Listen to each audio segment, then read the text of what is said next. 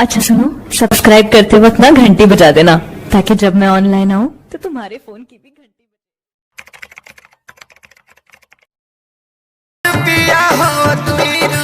हम जानता क्या कहूँ अपनी जिंदगी के बारे में। 2 रुपया हो दे हम 2 रुपया। हाँ हेलो, बोलो क्या दिक्कत है तुमको?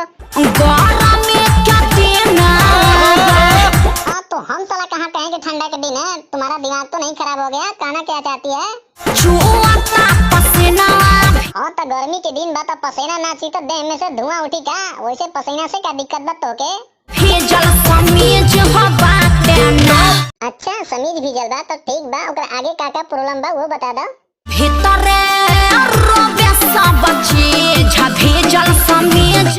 अब एक शब्द के आगे मत बोलिए, मैं सब बुझा गेल का भीजल बा का ना, वैसे का चाहत रही बता।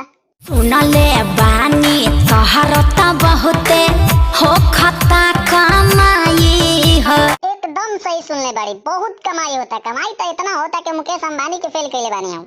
न बनी अंबानी जी। काहे ना बनी अंबानी? का जानते इस तो हमारा बारे में? जानो तो सब बानी जी के। अच्छा सब जानता हूँ तो ठीक बा, एक बात बतावा, सारा बाराती आज ही पर अभी तक नचनिया तारो काहे ना आई? मेकअप कर में उत्तम भइल बड़ी घायल। एकरा माई के इतना पैसा देनी कि सबसे पहले आवे के बाद अभी तक तू मेकअप करत या, वैसे तोहरा क्या चाहिए बतावा? क्या दीजिएगा? अरे कुछ कहो तो सही, तू जवन कहबू तवन दिवाई। फिर 2 रुपया दिबैबो? अरे ना हो 2 रुपया के ना, तो के 2000 की चीज दिवाई, पहले मान तजा रानी। छोड़ी हमारे अब पीछा ले बना परीक्षा तनी दूरी बनाई। अरे मान नजा रानी, जान लेबू का, वैसे तोरा का चाहिए बतावा तो सही।